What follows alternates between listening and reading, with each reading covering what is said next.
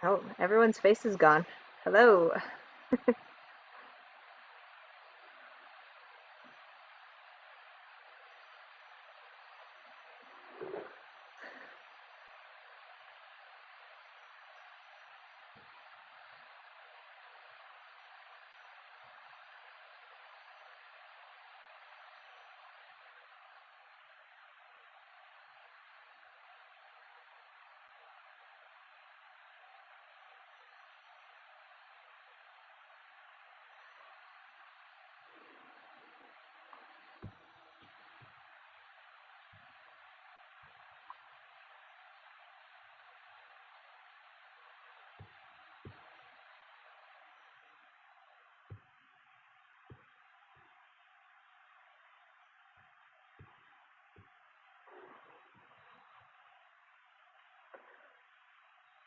As folks stream in, welcome. Feel free to chat or put in the chat where you're from and how you heard about the presentation and exactly how much you love butterflies.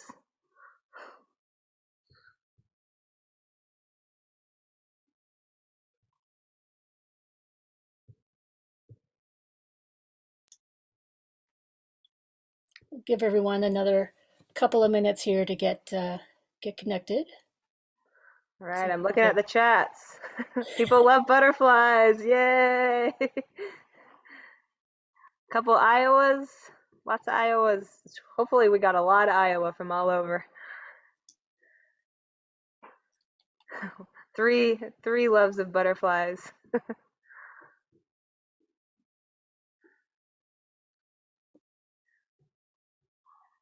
Oh, we've got someone that loves bikes and butterflies. And in Nebraska, and Omaha. Nice, welcome. We're gonna give everyone a few minutes to come in, find their seat, grab their popcorn. Mm-hmm.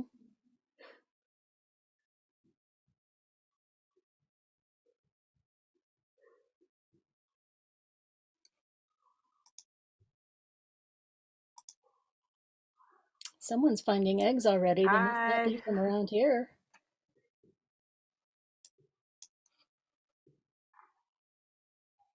We got someone that loves their bike. I love my bike too. And someone that loves butterflies.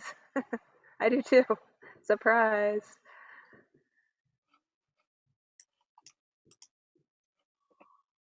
Okay, we'll go for about another minute here. I think people are still rolling in a bit. While we wait, I gave an interview the other day, and the host ended the podcast with a corny joke that was, what do you call a butterfly that likes to talk a lot? I don't know, Sarah. What do you call a butterfly that likes to talk a lot? A social butterfly. Oh. Ooh. And we have some. Thank you for the ha ha ha's. It would be in person. It would be too much laughter to handle. Hello, Becca and Sloan. That's awesome. I rode bikes with them in Iowa. I forget the trail's name. What was the trail's name? The Wabash Trace. The Wabash Trace Trail. Yes, I saw a um, bobcat.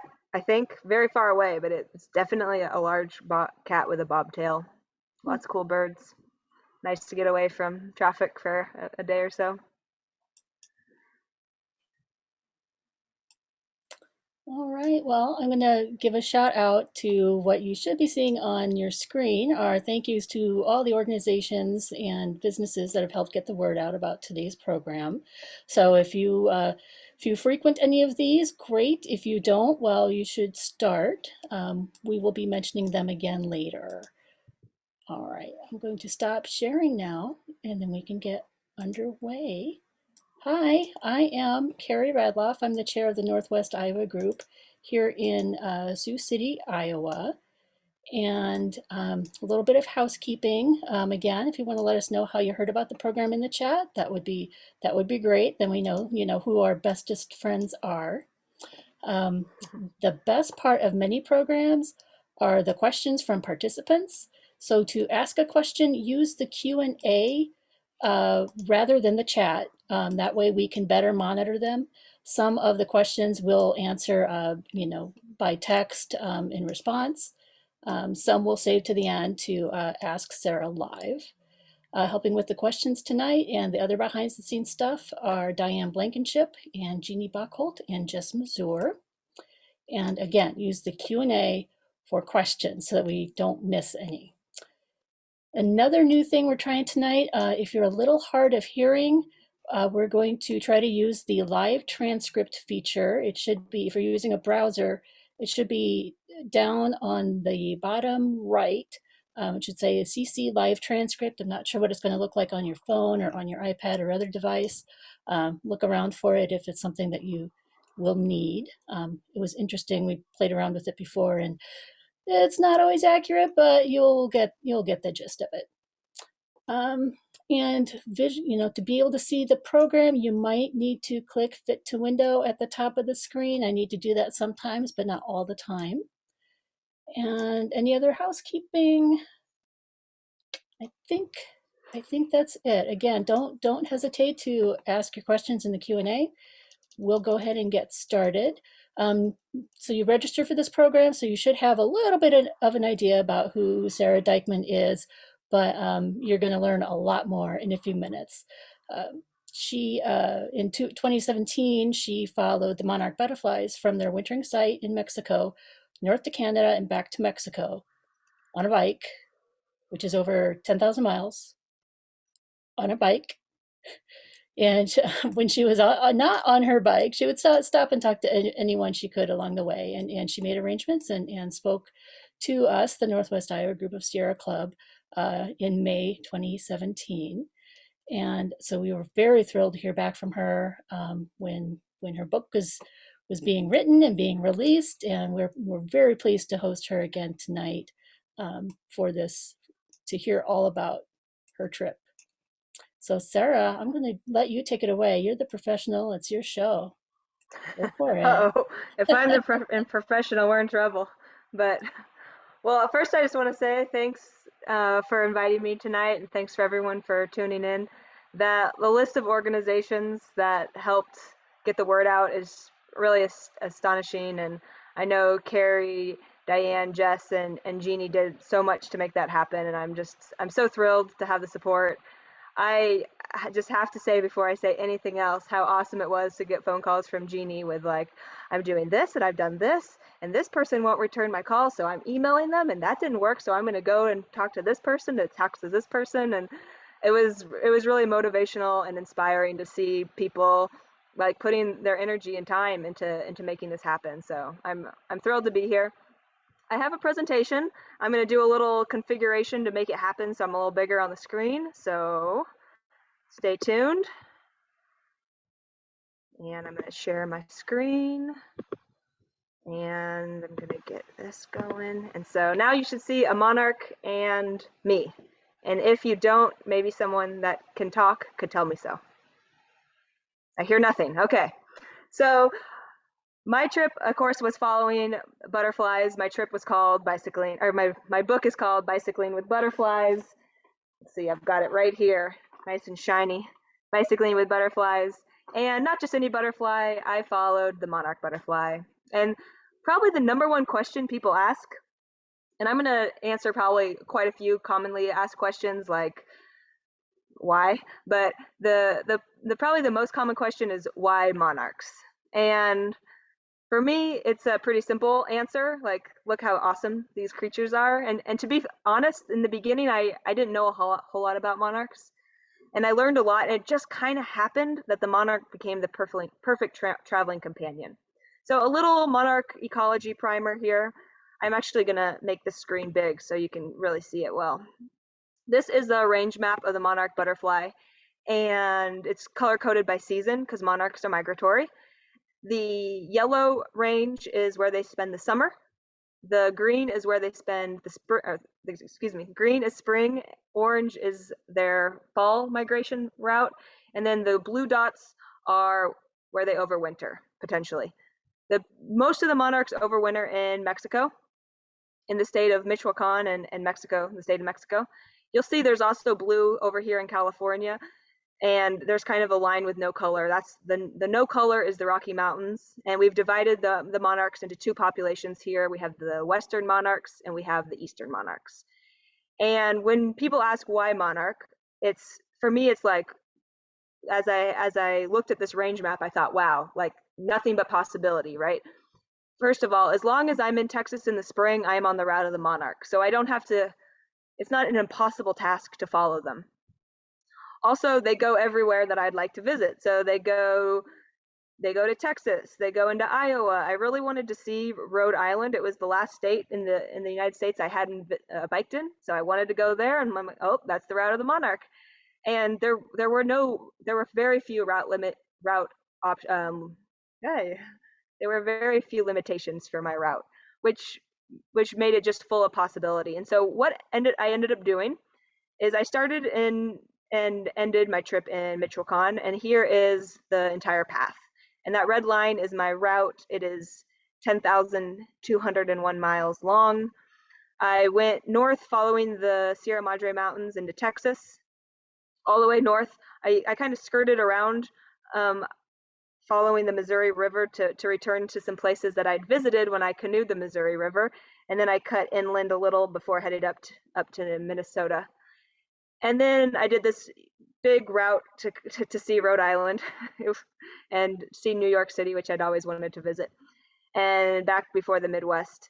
And I did this entire route. Another important monarch primer is that the monarchs that I started with weren't the monarchs I finished with, because the monarch migration is multi-generational. So the monarchs that leave Michoacan, they fly north into Texas, they lay their eggs on that special plant called milkweed, and then they die. And the eggs that are born in Texas metamorphose into adults, and that is what we call the first generation. They also fly north, they also lay eggs, they also die, but they live quite a bit shorter lifespan than the monarchs that overwinter. They live about 2 to 6 weeks, depending on a myriad of factors. And then it takes about 3 to 5 generations to make this whole loop. And the monarchs that are born in the fall, they're the ones that will fly back to to Mexico and overwinter and then head back in the spring. And they live about 8 months. So we call that the super generation or the overwintering generation. And I'm going to make my slideshow a little smaller. And so now I want to do a primer on bike touring. So that was like the very minimal basics of monarch ecology. And I could talk forever. I could write a book about monarchs and their ecology. I did. And there's just so many amazing little details of monarch science that just, the more I learned, the more amazed I was. But that's the kind of the baseline that is helpful to know. The baseline for bike touring is that, well, that's my bike there, and I describe it as a mix between a junkyard and a yard sale. It's a little bit of mix and match. I sometimes call it the Frankenstein bike. It's an old 1989 steel mountain bike frame that I found and put together with used parts. And it's old, but it gets the job done. It's really important to note that you don't need the fanciest equipment. You don't need the lightest bike to do a trip like this. You just need something that's really sturdy and comfortable. And on my bike are these panniers. Those are bags. The front ones are store-bought, and they held my laptop computer and my sleeping bag, which were two things I didn't want to get wet ever. And in the back, I had my homemade panniers out of old kitty litter buckets. And the fabric on the outside is actually server aprons. I have the pockets already that I bought from thrift stores and put those on to hold things on the outside. And with all that is bike touring is basically carrying your stuff and going where you go. And my three kind of favorite things about bike touring are one, you don't have to make much of a plan because you're carrying everything you need. So you get to eat when you're hungry. And this is a picture of me cooking. I didn't actually cook all that often for reasons I think that will become clear later, but mostly it's because I was lazy and I could eat sandwiches. And if you think about it, a sandwich is a meal where the bread is the plate, so you never have to do dishes. And that to me was a win. So I ate a lot of sandwiches. And the other great thing about bike touring is that it's really easy to stop. Like if you're in a car and you see something that interests you, you're like, oh, I gotta find a pull out. Oh, I don't know. Oh, it's not safe. Oh, whatever. And then by the time you've gone a mile by the time you've hemmed and hawed over whether you should stop. And then you're like, oh, I'm just gonna keep going. But on a bike, you see something interesting and you can be exploring in a second. So I stopped all the time. I stopped for everything. I stopped for the tiniest little insects that might be crawling across the road, and even I stopped for dinosaurs. Again, that's a bunch. These are some fake dinosaurs at a state park in Texas. But if you look underneath them, there's a little plot of unmowed land that had some Indian paintbrush in it. So I spent as much time taking photos of these dinosaurs as I did the pollinators in that little bit of land there. And really, truly, this is why bike touring appeals to me is you're going slow and you stop a lot and you see so much more. And I'll talk a little bit about what I saw here in a minute. The other great thing about bike touring is that you can camp wherever you want.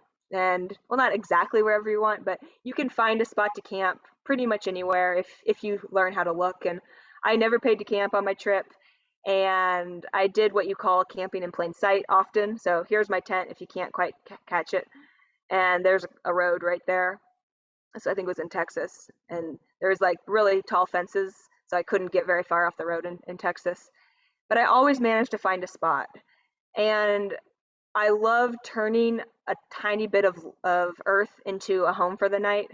And I'm not picky at all, but it also taught me to really celebrate small victories. So like if it's flat, yay, I get to sleep on a flat piece of land tonight. Or my biggest victory is if there was a tree that I could prop my bike up against, because then it was like, yay, I can like get things out a little bit easier. And it's the little things that matter, especially when you're traveling. But I think what is most interesting to me about this way of camping is that it really bonded me to the experience of the Monarch. So when I was traveling, there would be times where I'd start to get tired, the sun would start to set, and I could just find this perfect spot. It was flat, it had the tree to lean my bike up against. Maybe sometimes there was like a place where there was even like an outlet or something that was really special. And it was easy, and it felt safe and it felt relaxing. And then there were the nights where I could bike 2 hours and it would just be no place safe, no place safe. And I'd have to just keep going and going. And it is true, I always found a spot, but those nights were stressful. And I think, wow, a Monarch must feel the exact same way. Like sometimes they're sometimes they're flying and they spot that yard where someone's planted native plants and has a little shelter and some milkweed. And it's just like home sweet home. And then other days they're flying and it's just like pavement and green grass and it's probably stressful in some way or another. So I really felt connected to the Monarch in this way. Now, this is about the moment when people see this picture, they're like, nope, nope, no, I'm not interested. This is not, I don't want to camp on the side of the road. But I have a few reasons that it's, really awesome. And the first is so easy to clean your house. All you have to do is lift up your tent and shake it out. I love it. The other reason is while you're biking, people will come up to you and they'll stop you and they will tell you stories and they will want to support you in a million ways. And it's always awesome. So this was a super hot road in Texas or in Mexico, and I'm biking along and I see this motorcycle getting closer, and as it's getting closer, it's slowing down, and I'm kind of like, oh boy, here we go. And then he's like, hey, do you want some ice cream? And one of my rules when I'm bike touring is as long as I feel safe, I say yes. And so of course I said yes to the ice cream on a hot day in Mexico, and it was delicious. And these little moments, you can never plan for them. But I guarantee you that when you leave your house and you start on an adventure, especially on a bike, they're just going to happen. They're going to come to you. They're going to find you. Now, another thing that happens a lot when you're on a bike tour is that you meet amazing people doing amazing things. And I think for I've done a lot of bike tours, but this one especially helped introduce me to so many people doing amazing things. So this is a picture of Diane and I in Sioux City, and I might have to let someone on to remind me where it was. But if you look in the background, you can actually see Sioux City. So we're pretty close to town, but there's this amazing hill covered in native prairie. And this is what my trip was about. It was about meeting people that are passionate about monarchs, that were passionate about stewardship, and that were willing to kind of help me find these secret places and share these wonderful gems that are strewn out across the monarch's range. And because of this experience, I of course got to do one of my favorite things, which is crawl around looking for insects. And I like to take pictures of everything I find. And I think it actually helps me kind of see the beauty when I'm like setting up a camera shot. And in this meadow, particularly, I found this beautiful, um, oh my gosh, ringneck snake. And it's a small little snake. They're really tiny. They're harmless to a human. And just a little gentle reminder that when we share the planet, we have lots of neighbors. And people might have come to this presentation to learn about monarchs or bikes, but if you're here about monarchs, I guarantee you that if you're helping the monarch, you are helping so many other creatures. And that's really what it's all about. We're all connected. And of course, the other great thing about biking with butterflies on this trip is I got to meet locals that would help lead me on my route. And I, in fact, only rode my bike with a reporter in Texas, and I rode my bike a few times with folks like Rebecca and her son that are here. I saw them tonight in Iowa, and then Jim led me out of Iowa on this great bike path that I probably wouldn't have discovered on my own. And you can see there's some nice flowers in the ditch there. So it's really special to bike because people want to help you and they want to share with you their little spot of land, and they want to show you what they love about their home. And this was Sioux City, and my time in Sioux City was such a great example of that. And I stayed with Jeannie. I had a ton of fun. I did a couple presentations, and yeah, like Sioux City felt like home for a few days, which was really nice. Now, in general, what I love so much about staying with people, and this was not in Iowa. This woman is from Canada, but I love this photo because this photo kind of just emphasizes what I'm trying to say, which is people like Jeannie, people like Kim and Mondame in Iowa. They invited me into their houses and they fed me and they gave me a safe place to stay and a shower, which was always much appreciated. And then they were also the same people that were planting gardens and also inviting the monarchs to have a rest spot, to have a meal. And so just like I felt bonded to the experience of the monarch camping, I felt bonded to the experience of the monarch being adopted by this amazing team of monarch stewards spread out. And so like in this picture, same thing. Margaret is feeding me homemade ice cream, and in the background, who is she feeding? But so many pollinators. She's feeding a neighborhood of pollinators there. And I feel so lucky in so many ways. In fact, I stayed on my trip. I actually counted the other day. My acknowledgement section of my book is 7 pages long, which is really, truly long. I don't think I've ever seen acknowledgments that long, but it's important to me to recognize that I did a solo trip, but I was helped by literally thousands of people. And people that gave me meals, people that gave me places to stay. I stayed with 68 families on my trip. And also the thousands of people that came to my presentations. And I'll talk about those in a minute. But it's important to recognize that there was a huge team helping me, and there is a huge team helping the monarchs. And it's so crucial and it's so important. And here's the biggest reason why. This is a population, a graph of the monarch population over time.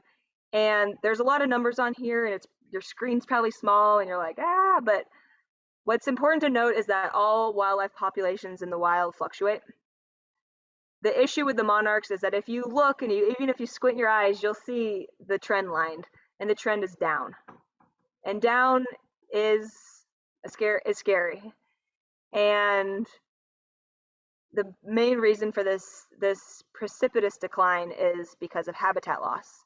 And so meeting people like Margaret, meeting people like Jeannie that have gardens in their yards is so crucial.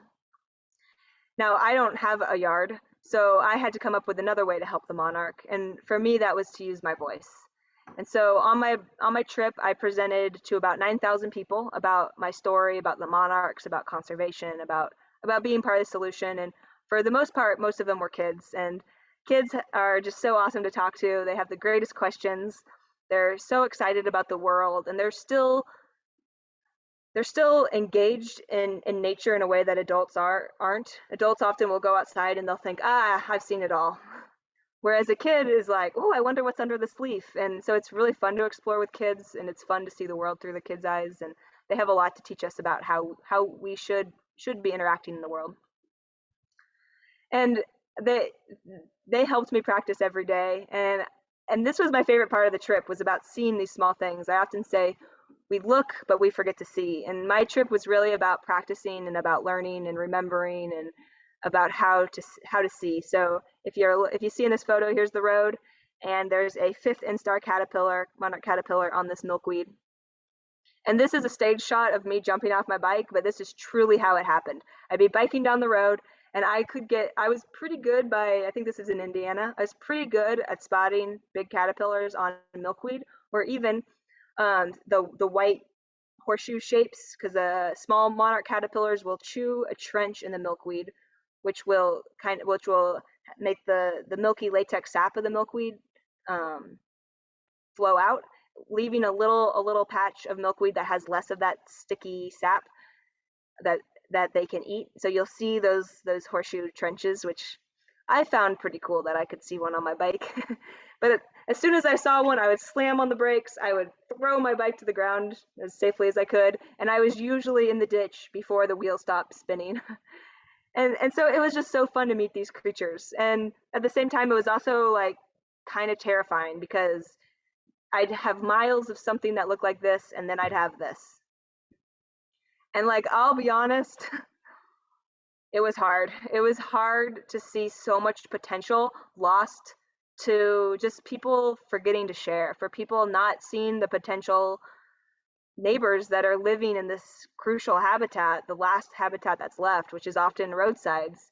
And it didn't end there. It was everywhere. It was all day. It was just so much green grass, just so much. And there'd be these people living in the countrysides with these huge riding lawnmowers just mowing acres. And I get it. Like, their goal is to be a good neighbor. They think this is what makes me a good neighbor, is making my yard look like this flat golf course.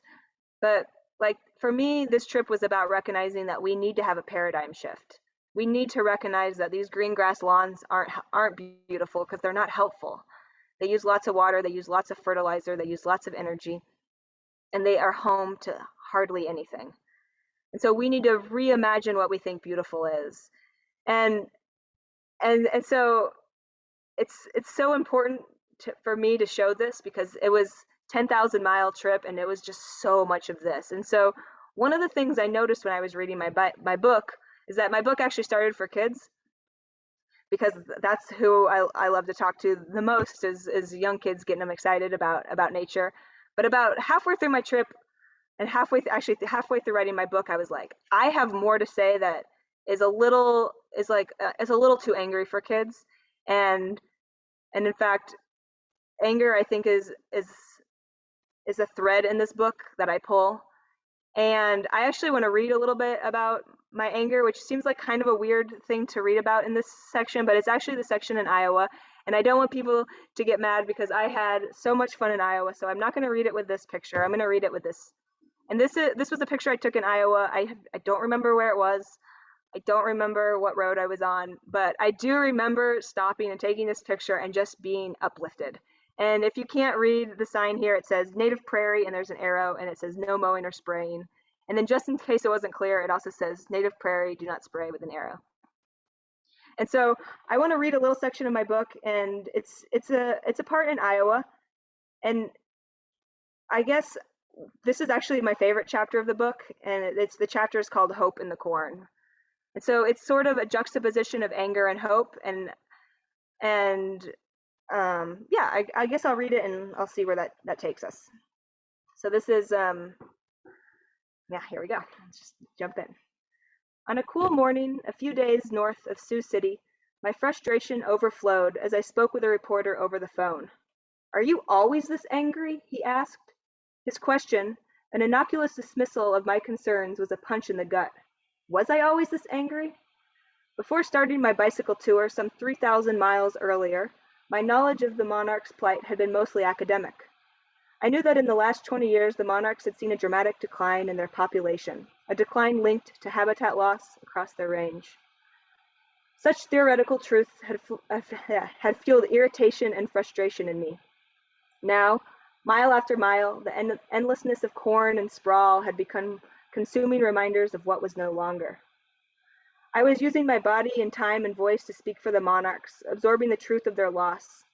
The reaction to my outrage was not to question the system, but instead to judge my inability or unwillingness to stay calm, stay, quote, rational, stay polite and ignore the rumble of devastation. Margaret Murray, a passionate conservationist, understood the importance of not letting cultural norms dilute concern. When she testified to the U.S. Congress on behalf of wilderness in 1977, she told the politicians, quote, "I am testifying as an emotional woman, and I would like to ask you, gentlemen, what's wrong with emotion?"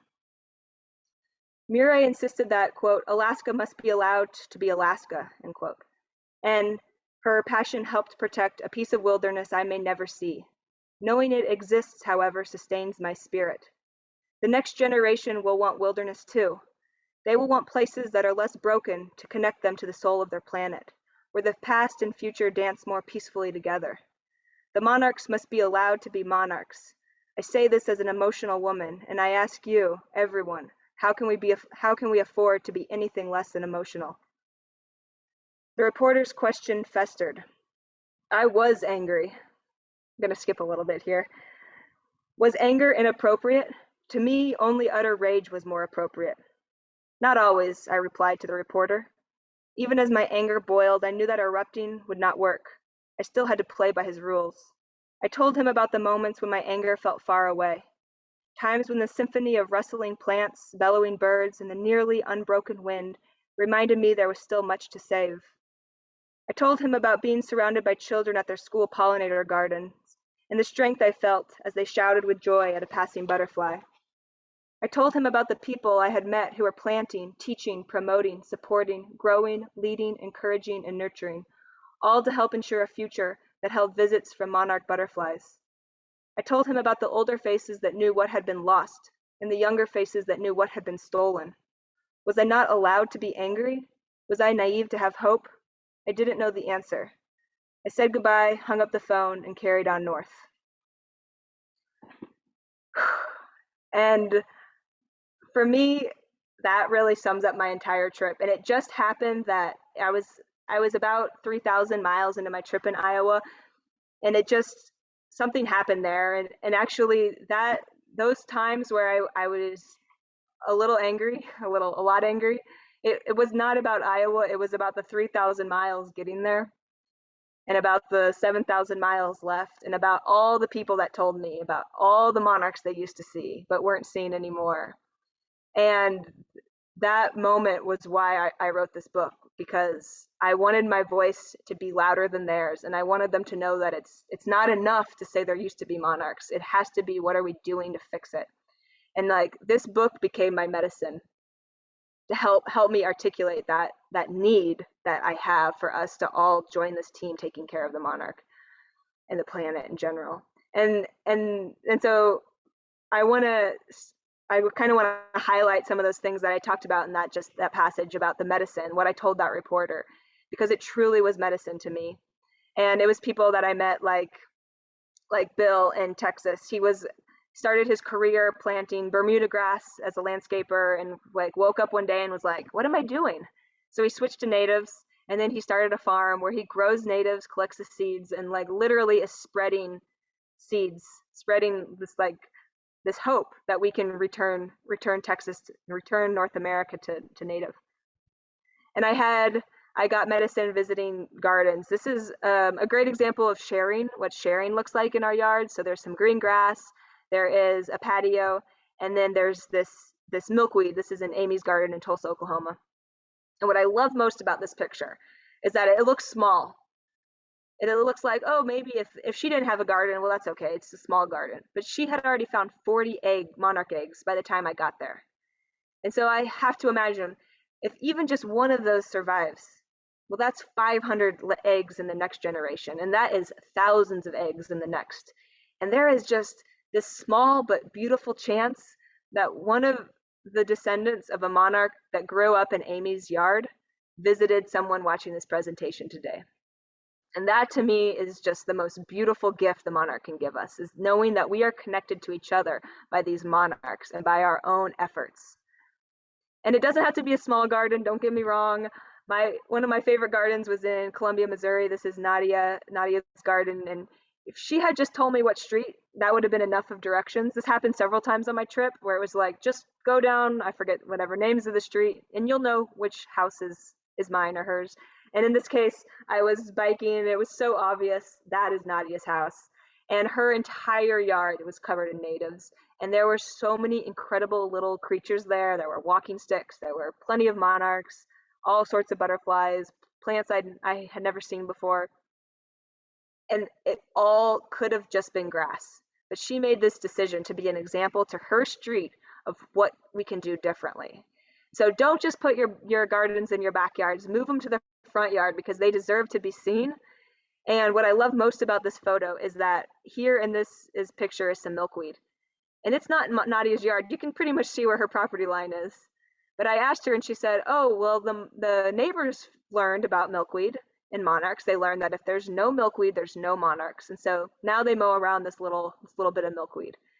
And wow, what a great metaphor, right? Our example is spreading. Our ideas are spreading. And even the natives are spreading. They're returning. And this is how it happens. And if it's just Nadia alone, just on her street, it's going to take a long time to reach Iowa. But if someone on every street is being that example, the ideas will spread so much faster. And all of these gardens add up to solutions. And this was my medicine. This was how I got through my trip. And of course, my favorite medicine was going to schools. And this was first was just a grassy hillside in a parking lot. And the teacher in Omaha, Nebraska, Kate, she turned this into a school garden. And it took some convincing from the administration, but she got it. And now she had this amazing laboratory that her kids could go visit and explore and just be part of Earth. And I was exploring, I completely forgot where I was. I was in the prairie with these kids, and we were finding eggs, and a male monarch zoomed over our heads. And I will never forget that moment of joy when all of us, a bunch of third graders and I, were all just like, oh, monarch! And that monarch would not have been there without that garden. That monarch came to that spot because monarchs are amazing and they can find these tiny gardens in the middle of cement or concrete pavement and grass. So I want people to know that everyone has a part to play and that I was able to see how all of our efforts add up. And in fact, I found the monarch to be a great teacher in a lot of ways, and that also the monarch was a great metaphor in a lot of ways. And so here are monarchs in Mexico. And if there was one monarch in Mexico where they overwinter and they landed on a branch, maybe the needle would bend, but nothing more. But in this picture, if you look closely, there's a small tree. It's a thin tree, but if you look in the back here, there's a tree, and it's bent from the weight of these monarch butterflies. So and it's just the same with us. One of us having our garden alone, it's not going to make a huge difference. But all of us together, all of us teaming up, we can metaphorically bend branches.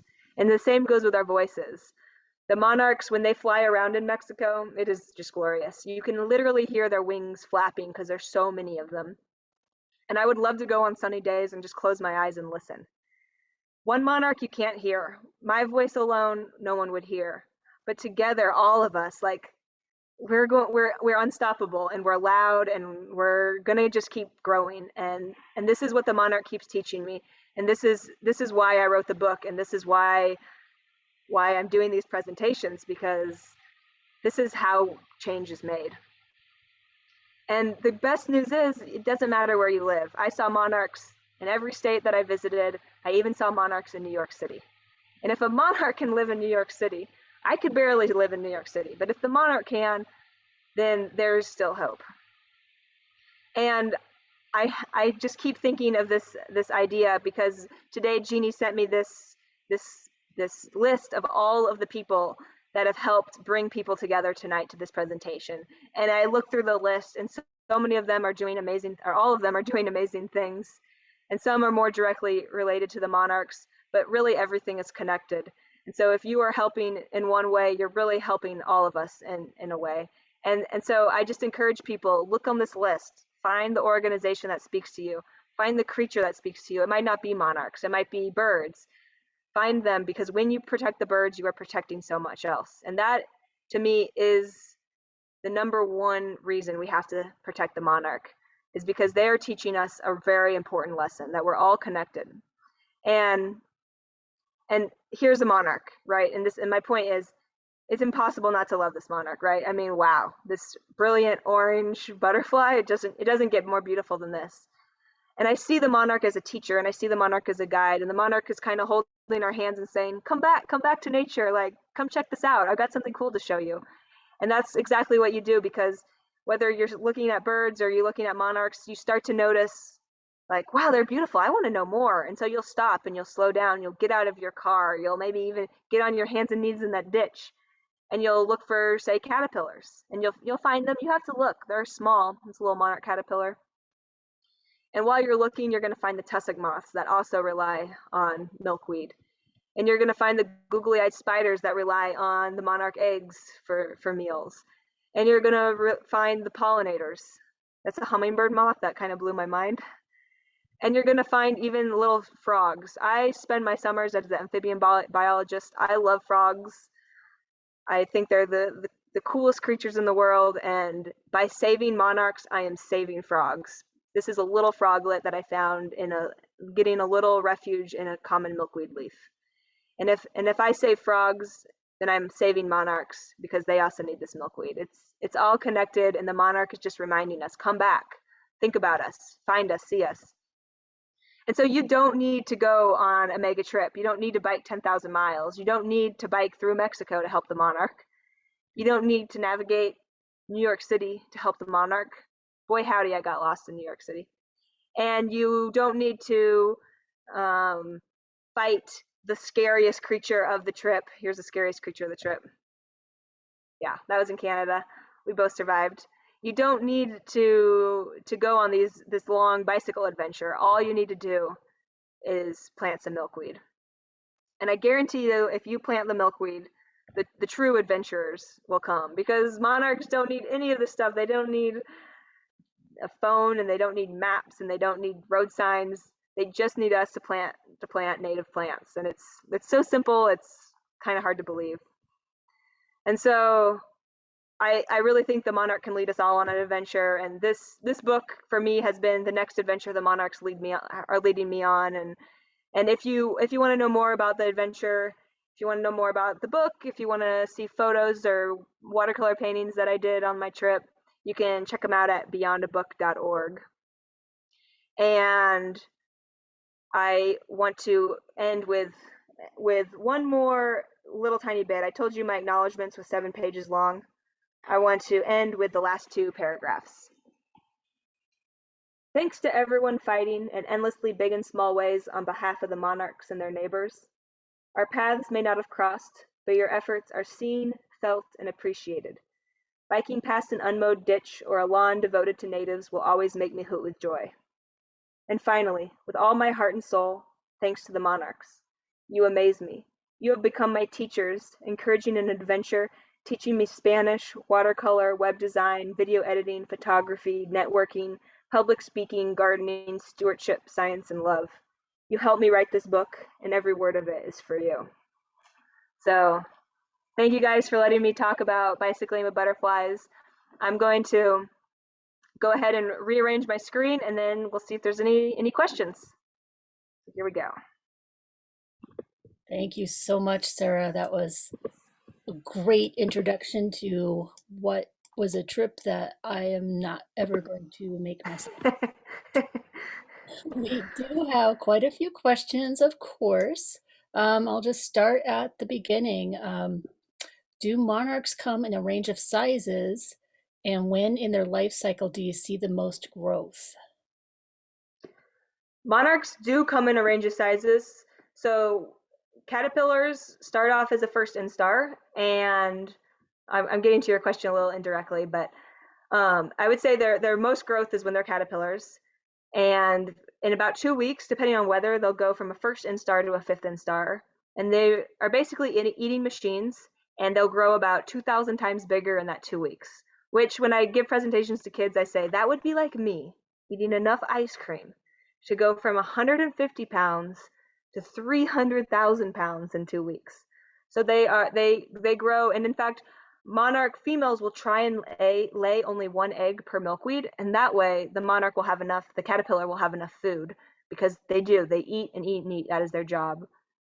Now, a fifth instar is not always the exact same size, and so smaller fifth star caterpillars will crawl off and create smaller chrysalids, which will be in turn smaller adults, and larger ones will produce larger adults. So there is a little bit of variety in the size of the adults. Very interesting. Did you bike through the butterfly sanctuary that was bisected by the border wall that was put up during the last administration? I did not. There is a butterfly sanctuary in I believe it's in Texas. There's probably a few. The video I've seen is one in Texas, and that has full of native plants that was just heartbreakingly neglected when they did the border wall. I wasn't there. I crossed at a few different places. I did see the border wall, and another metaphor that I love about the monarch is, I crossed from Mexico to Canada, or Mexico to the United States, and the United States to Canada, and the monarch has no idea they're doing that, right? The monarch is not Mexican or Canadian or United States, and the monarch is North American. And the same goes with the challenges that they face. The challenges are North American, and the solutions are North American. Let's see. How could you tell that the monarch flying over you was a male or a female? Is their coloring different? The biggest, most easy way to find them apart is there's two little black dots on males. Those are scent glands. In the monarch, they're not very important, but the male monarchs do have them. Let's see if I can share my screen and find that slide. Share. Can you guys see my slides? Yes. Maybe. Let's see. Here's that first one. So there's this scent gland here and there. That's the biggest difference. Oops, that might not actually be helping you. Right there. And also, usually the males have a little bit, these veins, these black veins are a little bit thinner. Okay. Okay. What were the beginning and end dates of your butterfly ride, and how many flat tires did you have? So I started my trip like 3 times in March in 2017. I started in one sanctuary, and then I'd get distracted and I'd stay a while, and I'd be like, no, this is the start. And then I'd go to the next one and I'd stay a while, and I'd be like, no, this is the start. I feel like I officially I left El Rosario, which is the biggest sanctuary, on March 12th, and I returned November 30th. Now, most of the monarchs arrive back to the colonies and the Day of the Dead, Dia de los Muertos, and November 2nd-ish, and beginning of November. I was obviously behind them. I was seeing stragglers in Mexico, so I was right there with them. I was like, I get it, I'm tired too, but we're almost there. Keep going. And then as far as flat tires go, I buy beefy tires. They cost a little bit more, but they last, like, I estimate they last about 15,000 miles usually. So I only had 4 flats on my trip, which is nothing. To confirm, you made the trip, you followed the monarchs, and you went back in just 1 year, just like they do. Yep, exactly. Yeah, 8.5 months following the monarchs, starting in the spring and ending in the fall. And actually, then I've stayed in Mexico, when I started my trip, I went to Mexico a few months early and hung out with the butterflies and the people that take care of the monarchs. I met an amazing family that is like an extension of my own now. Shout out to Brianda and her mom, Leticia. And I loved it so much. I went after my trip ended. I stayed with them a few more months, and then the next year I went back and I stayed with them for a few months again. I went to Brianda's wedding, and then the next year I went back. This last year with COVID, I stayed in one place, but the area in Mexico where the monarchs overwinter feels like home in a lot of ways. Nice. Um, since we're in Mexico, do we know the impact of this winter's cold snap on the monarch population? I can't speak entirely to that. I think a little bit of it is to be announced. You know, to kind of we'll see what happens. What I heard, and maybe someone in the chat can say, no, you're wrong, but I think I've got it figured out as that it was early enough that there's still time for the milkweed to emerge. So that's always the issue, right? Is the monarchs are arriving to Texas in that perfect moment where the milkweed is emerging. They actually want it to just be emerging because that's when the leaves are the most delicate, and that's what the monarchs like to eat. And so you get the realization that as the climate is changing, well, everything is getting thrown off balance. And if the monarchs get there too soon, there's no milkweed. If they get there too late, it's all big and they start traveling too far north where they hit different temperatures. And you want them to have that first generation in Texas because the warmer the temperature is to an extent, we don't want it to get too hot, but the warmer it is, the faster that generation metamorphoses. And if you think about it, if you can develop from an egg to an adult in 30 days, then you're going to start laying eggs really soon. But if it takes you 45 days to go from an egg to an adult, well, you've lost 15 days. And so the faster you can do it, the more generations can be produced in 1 year, and each generation adds to the population, building it up. So all of these subtle, small changes really affect the monarch in ways that we're still figuring out. But yeah, well, time will tell, I think. Great. So speaking of eggs, what does the egg actually look like? And do they lay only one egg per leaf? So the egg, I describe the egg in my presentation to kids as tiny tan footballs. They they every butterfly egg looks slightly different, but these ones are kind of pointy and they have kind of these ridges, and they usually lay them on the underside of the leaf, and they usually just want to lay one per plant. Now, there's a phenomenon called egg dumping, and this is when a monarch is traveling and the female's getting desperate and she can't find milkweed. And so she might lay 10 eggs on one plant. The issue with that is if there's no more milkweed emerging, well, those 10 caterpillars are going to eat that milkweed before there's anything left, or before they develop, and then there'll be nothing left, and they might not be able to make it. Mm-hmm. So egg dumping is not super good, which is why we need every stalk of milkweed we can plant.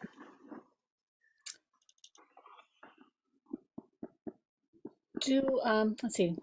How does one generation live so much longer than the rest? Do they die after laying eggs? Do they continue to lay eggs? Yeah, the migrating monarchs, the monarchs born, the spring monarchs and the summer monarchs, they become sexually active at about 3 days. They'll start mating and laying eggs. And once they start mating and laying eggs, that's kind of the beginning of the end, right? And they'll live about 2 to 6 weeks.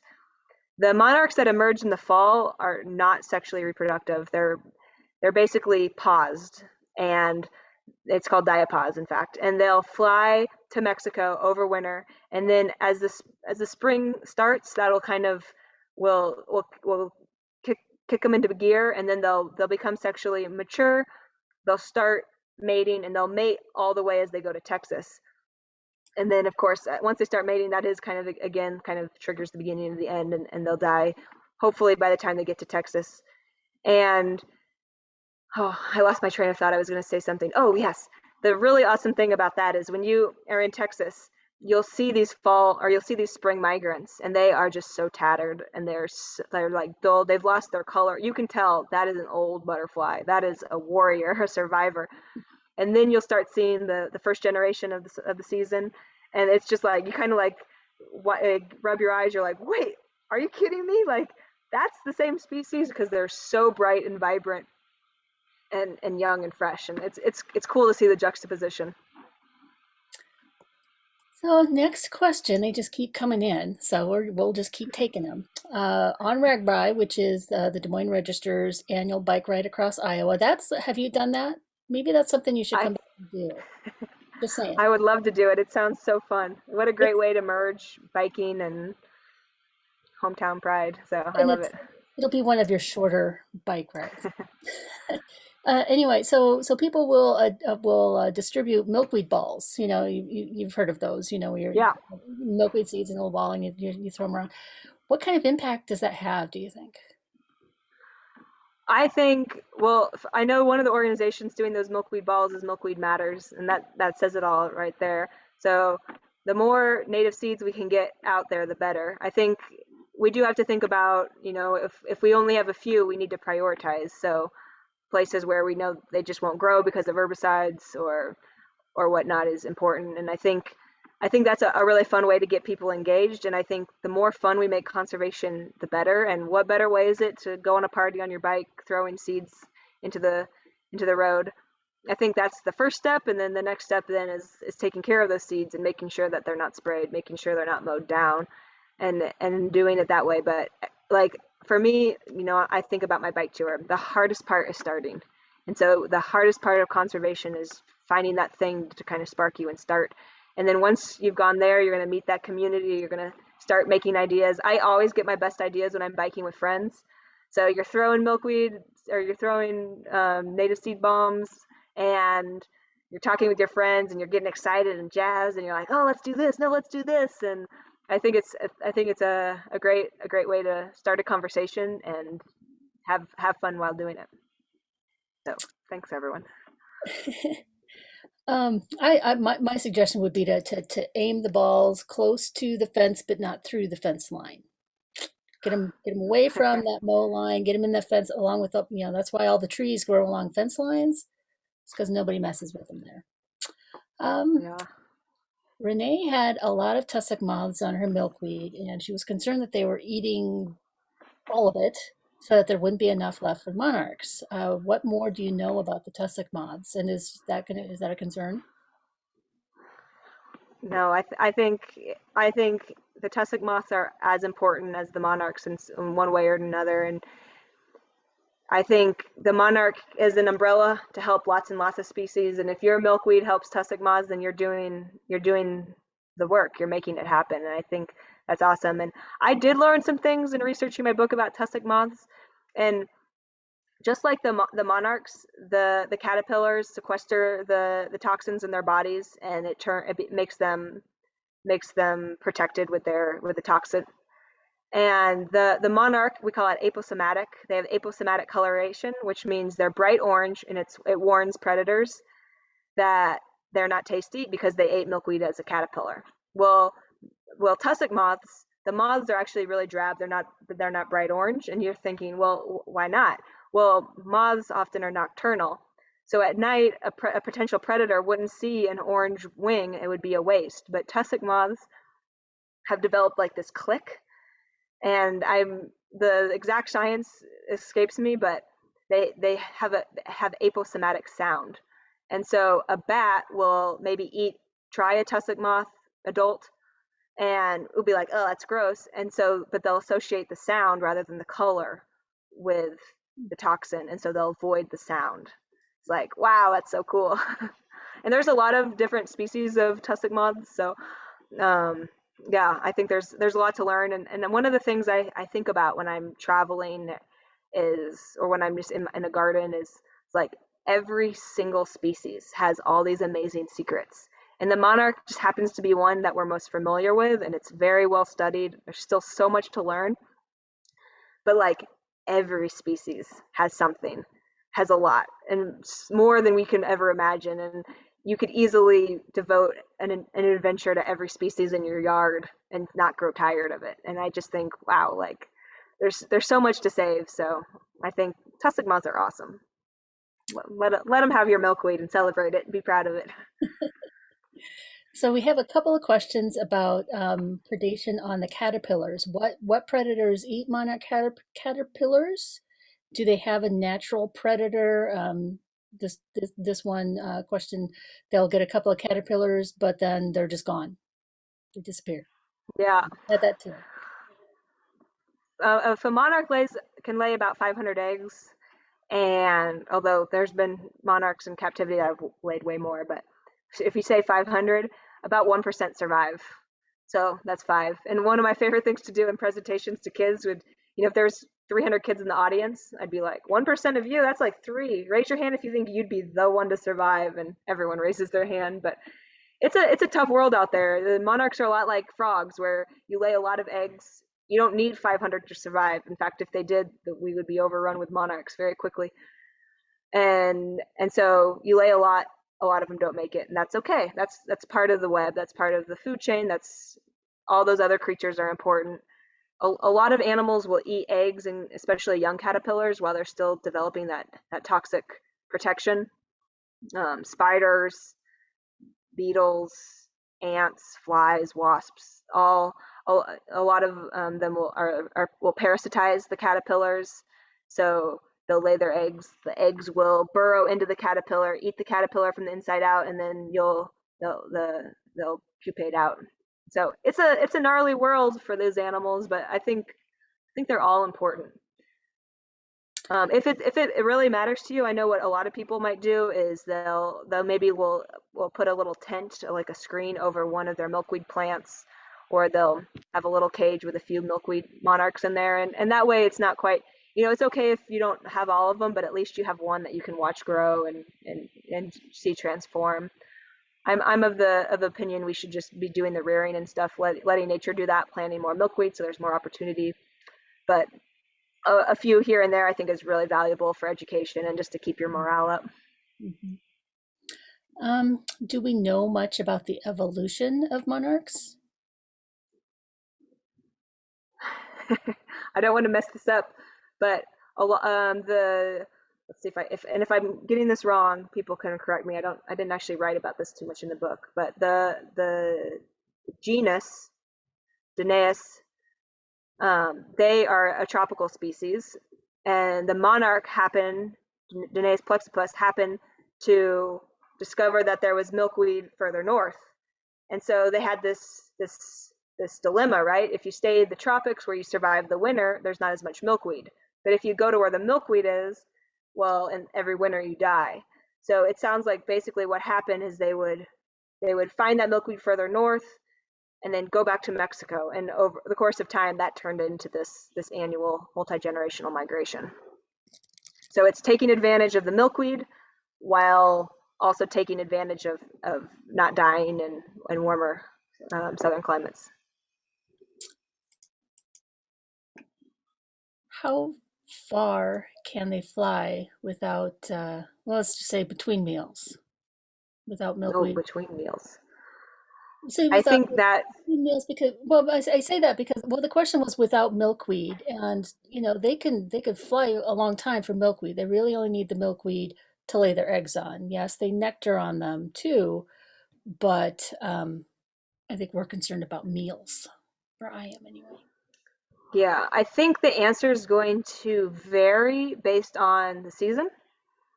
A lot of times when the monarchs are trying to get to Texas, they'll find wind currents. They could be thousands of feet off the ground, and they're just taking advantage. And I'm sure they'll go. They might go all day because they want to get north. They want to get to where that milkweed is. By the summertime, they're not concerned as much about traveling, so they're closer to the ground. They're just feeding and laying eggs. That's pretty much their goal. Their goal as a summer butterfly is lay eggs. So and find mates and lay eggs. So I imagine then they need to do a lot more eating. Do they require a regular source of water? I think we've all heard of puddling butterfly puddling. Um, Do they require water on a regular basis, or are they just happy they can get it when they can get it? Well, my experience in Mexico, I think, would be helpful for this. And in Mexico, the forest is not only the perfect temperature of not too hot, not too cold all winter, it's also not too wet and not too dry. And what happens as the sun or as the winter progresses into spring, the mountains start to dry, and the main thing that pulls the monarchs away from the colonies is not nectar but water.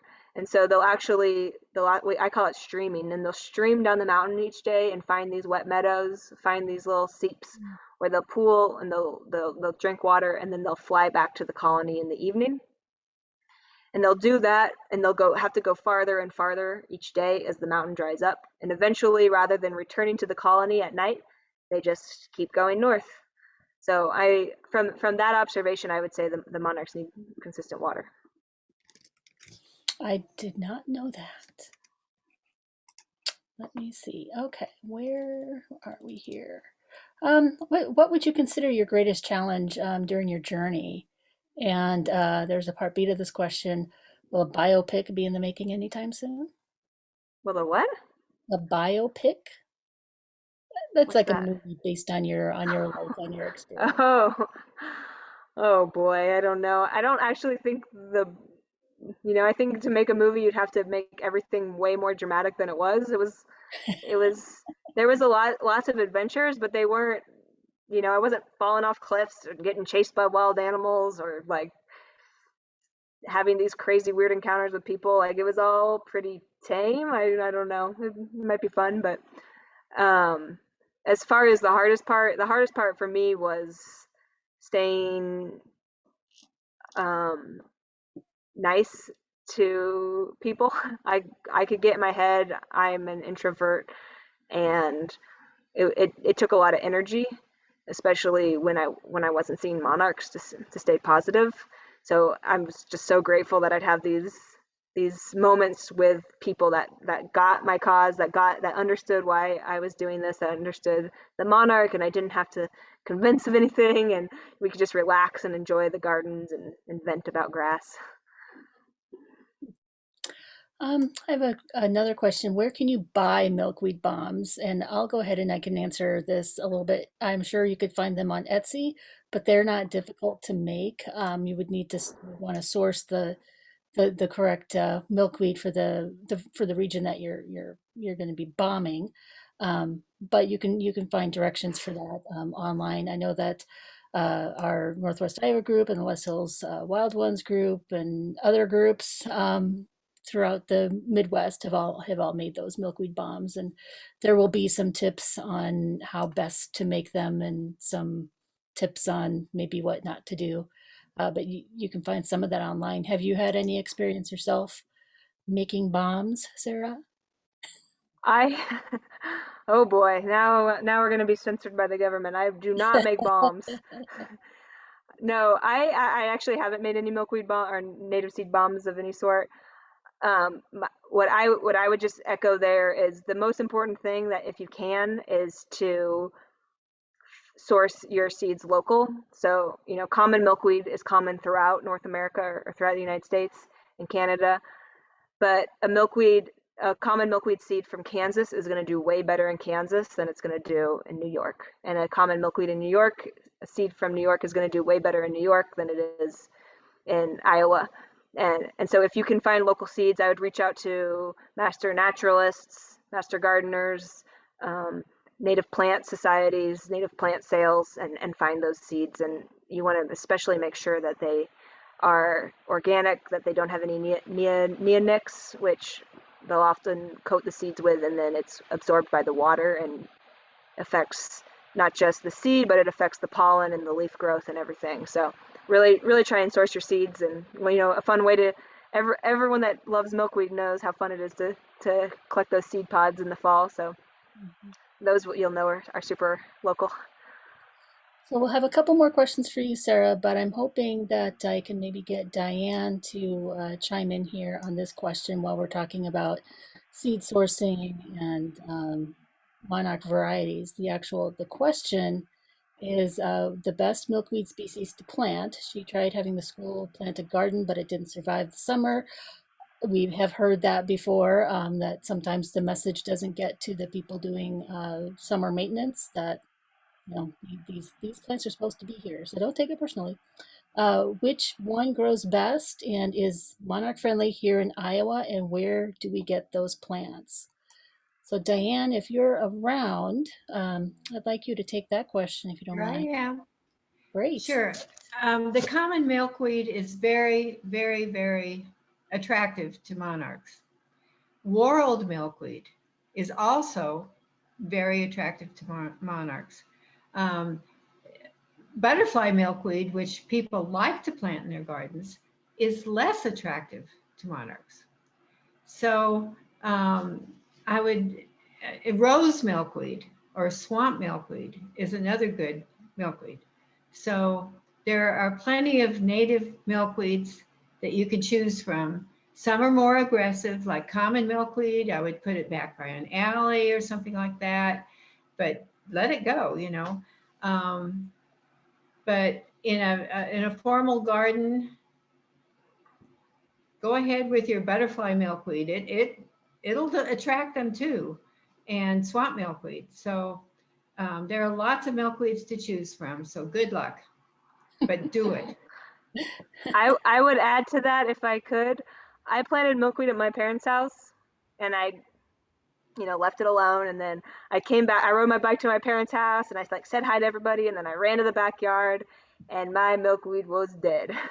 So you're not alone. It happens. What I did is I just found a better spot, a little sunnier spot. It might be, the monarch really does bring people together, and people, the world is a crazy place to live, and if you have a small part to play in the solution, it just makes everything feel easier and better. At least that's my experience. And so I bet you could find some folks to water. I mean, native plants typically, they're used to the habitat, the native land and the native climate. But often when you're establishing them, it's good to water them in at least that first summer if you can. And then the other thing I would say is plant a few species, and the ones that want to survive will tell you because they'll make it. And the ones that are like, nah, I don't like the soil, or it's not wet enough, or whatever, they'll tell you by dying, and that's okay. That's part of the adventure. Well, that's why they can make seeds, so that they can pass on their legacy to their mm, Yeah, and a lot. children. Milkweed seeds are like or monarch eggs and frog tadpoles. A milkweed seed, they make a lot, and most of them don't land in the right spot, and most of them don't make it. And Hmm. actually, a really cool fact about milkweed is the fuzzy stuff is floss. It's called floss or comma sometimes, and the floss lengths are different, and that actually helps different seeds Oh, go different distances to reach different parts of the land. Hopefully, one of those will find that spot that's good. And like common milkweed used to not be common because it had to land on this little bit of disturbed land in the prairie, often like a burrow or something. So they put out a lot, and a lot don't make it. yeah. Yeah, that's interesting. You mentioned that about common milkweed not being as common in the past. Now we disturb Iowa, we disturb our land every spring and fall. So, but then we disturb the milkweed seeds that land on it. Well, Um, common milkweed loved Iowa. Common milkweed was all over Iowa because the corn and the milkweed were, you plowed the field, the corn came up, the milkweed came up, everyone won. And it was a great example of how we could share. And what happened was we invented GMOs. And so before, the farmers couldn't spray once the milkweed and the corn had emerged, so they had to live with both. But with GMOs, they could make corn specific, um, that could survive the broad spectrum herbicides. So they wouldn't spray until the corn had emerged and the milkweed had emerged. But then they would spray. The corn could survive, the milkweed couldn't, and that just took all the common milkweed out. So there are ways to do this, and one of the ways is sharing, and one of the ways is just ending these broad spectrum herbicides that are really not helpful. And I say this knowing that there's farmers listening. I'm not expecting farmers to take this burden alone. This is a team effort and a team challenge, and we all have to we all have to help make farmers make that transition back to a time when when milkweed really loved farmers, when milkweed was everywhere. And I've met so many people that said, when I was a kid, my job was pulling the milkweed out of the field. And yeah, so we can share. Okay, so it's about 7:45, so we'll take a few more questions. So if you have something that you just have to have answered, you can still submit your question. Otherwise, we're going to try to get it wrapped up here so we can all get on with our lives and plan where we're going to be planting milkweed. Let's If see. your question might be, can I buy too many books? The answer is no. Well, here's And oh, I wanted to shout out because I forgot I didn't book people in Sioux City. You can buy yes. signed copies there, and yeah, it's been awesome to have the bookshop in on this as well. So Speaking of book people, somebody asked if you plan to adapt your book for children. I want to. My original goal was to write a book for kids, and like I said, I realized as I was writing that there was I needed to do a book for adults first, and I'm really happy I did, and it was an amazing learning process, and I'm still learning all the time. But about maybe about 6 months ago, I was like, all right, and I started on a kids version. I want it to be a chapter book aimed for like 8 to 12-year-olds, and I got the first 5 chapters down. I have had some amazing editors. Shout out to Olivia. She's a 10-year-old in Iowa, and Eli in Oregon. He's also 10. They've been it's been awesome to get feedback from kids. And my first version was boring. So it's getting better every time. And I would really like to see that happen. Okay, so still go back to some milkweed questions. Diane, you might want to answer this question. If I just find a milkweed in a prairie nearby, can I use those seeds in good conscience? Sure. But if it's a prairie preserve or something, you might want to ask permission. But you could definitely collect seed in the wild and use that seed. But private property or prairie preserve or something, you might need to ask. Mm-hmm. And someone has pointed out about the milkweed, which is common milkweed that comes back year after year, has rhizomes and or an underground root system, and that's another good thing about common milkweed is that if you've ever mowed it over in your yard, it just comes back and it just keeps coming back and it has the nice fresh stuff that the monarchs like to have. So if your milkweed is growing too fast, you can check it for eggs, check it for caterpillars, but you can cut that common milkweed off and it'll come and a new stalk will come back up and they might prefer that.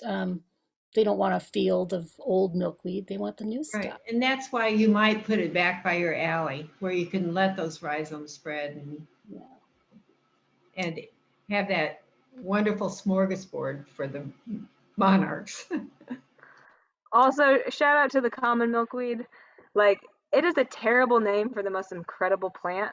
And I love common milkweed. It feels like a friend. Like I've seen so much of it now, and I'm always happy to see the common milkweed. And they have these or purple blossoms that just smell like just the greatest thing. And I'm every day I was just like so thankful. It was like, well, I'm so grateful that we're asking people to plant this like incredibly beautiful plant and not like some like plant that smells like rotten fish, or whatever, because it's attracting flies. But it's just like, oh, it's just so great. Common milkweed is the best, and I wish it had a better name. I call milkweed mother to orange wings. I think that's way more poetic, and it's harder to pull out a mother to orange wings than it is a milkweed. I'll have to write that down. Diane, here's another question for you. Is goldenrod good for monarchs? Definitely. It's very, very important for them on their migration going south. Very. And also asters, goldenrods and asters. They're a must.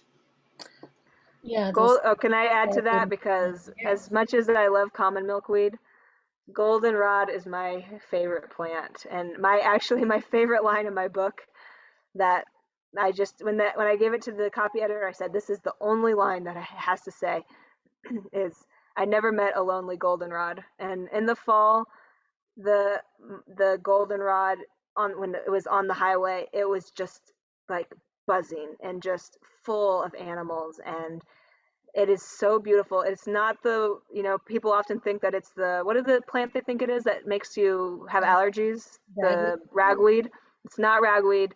It is like pollinator gold. Like it's just the most beautiful plant. So I'm shouting out milkweed and goldenrod. Um, Back to your trip, did you see a lot of monarchs in Canada? Did you need a passport to cross the border on your bike? I needed a passport. I did, and I saw monarchs. I remember right after I crossed into Sault Ste. Marie on a little railroad track, I saw an egg, and I just remember being like, maybe I saw your great grandma in Mexico, and like, it's kind of wild that you made it here. And I saw adults. I don't remember the exact number, and in fact, I actually didn't see all that many monarchs on my trip. I think I wrote it down. I saw in total, I on my trip, I only saw 722 adults, which is hilarious because a few years later, I rode my bike across the country with a group called the Adventure Cycling Association, and when we were in Texas, I just happened to be in the funnel of the migration, and I estimate in one day I saw about 10,000 monarchs. And I was like, oh great! I rode my bike 8.5 months, saw 700, and here I am not even looking for monarchs, and I just found 10,000 in 2 days. It's like, well, But when you're driving with the traffic, it doesn't seem like there's much. Yeah. it was a remarkable few Okay. days, and yeah. Um, Going back to the GMO question, somebody wants to know, the actual question is that the reason why the logo for non-GMO made products have the monarch butterfly in it? So it must be related to, I'm um, uh, I am going to speak completely maybe a little ignorantly because I actually don't know, but I GMOs are not what's hurting monarchs. It's the broad spectrum herbicides. So if you have a non-GMO corn that you're still spraying, you're not helping monarchs. So it really, the important part is organic. mm, And I think that a farmer would say, a GMO corn that's more resistant to drought is not hurting the monarchs. In fact, it could be helping. And this is a sensitive topic that people have a lot of opinions about. mhm. But for me, I prioritize organic over the non-GMO. But all organic, I believe, is non-GMO. Yeah, that's another webinar entirely that Oh boy. we'll do later, Jess. I'll make note of that. Um, Another last question, I think. What you mentioned the cross country trip. So you did kind of the up and down thing, and then you did a cross country trip. And I'm pretty sure that 2017 wasn't your first time through Sioux City. I say that because I know it because you told me last week. Um, would you round out the webinar by just sharing some of your past adventures and then maybe one kind of dream trip or what you're Oh yeah. planning, what you'd like to do coming up? Well, I would love to. I think it was 2016, 15. I get all my dates mixed up. Before my butterfly trip, I canoed from Missouri to the Gulf, or Missouri to from too many M states, Montana to the Gulf of Mexico. My bike that I took on my butterfly trip did, in fact, come with me. We were a team of four. We had two canoes, and we all brought our bikes so that we could go to grocery stores and visit more schools. So my bike has canoed the Missouri River. And then before that, I did a bike tour from Bolivia in South America to the United States. Although my friend and I ended the trip in San Antonio, Texas. So we got very far, not very far into the United States. And then my other big bike trip was a trip to every state but Hawaii, every United state but Hawaii, right out of college. And then I'm right now, I've been in with COVID like everyone else, and been haven't gone hardly anywhere. And I've kind of considered this last year to be my adventure with trees, staying put. But I've been been dreaming up trips, and I really want to do a trip with frogs. Frogs don't have migrations as long as migrations. There's a little bit of movement, but I'd love to do what I'm calling an amphibious trip. That's learning about frogs like I learned about monarchs, but it's half land, half water, like an amphibian is. And I'm also taking horse riding classes right now because I really want to ride a horse across Mexico. So that's where I'm at. Well, it's good to have plans. Yeah, just dreams. They just sit there, like I have an idea in my head for a while. This happened with the monarchs, and you're just waiting for that door to open. You're waiting for that thing that says, "Oh yeah, now it's time," or "Oh, oh, this opportunity to learn more about horses. I'm going to take that now because I know that this is a direction I want to go." So they're very, very in the back of my mind, but they're there. Well, awesome, Sarah. I think we'll go ahead and wrap things up. Thank you so much for spending your evening with us, Sarah, and all of you who have tuned in and stuck through it to the end. Want you to remember that the Northwest Iowa group of Sierra Club was your host this evening, and it is powered by people like you. So if you'd like to get involved, even if you're not around here or you have questions, anything, we want to be sure that you get the answers you need. So you can find us on Facebook, message us on Messenger, you can find our website, find our email, drop us a note, find our phone number and text us or leave us a voicemail, and we'll call you back, and we'll get you hooked up with the information that you need. And with more people, we can make more progress. And I thank you again, Sarah and Diane and Jess and Jeannie for pulling this program together and for being here tonight. Thank you.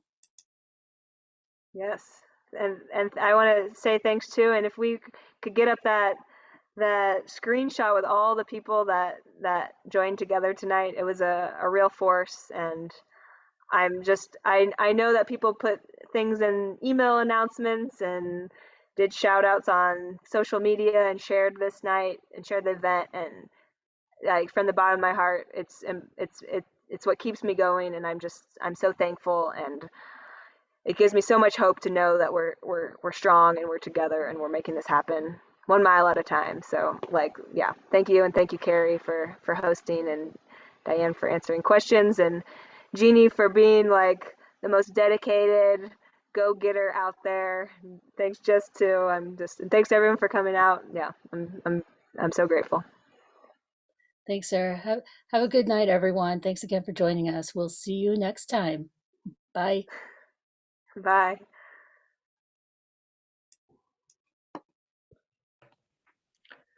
Could I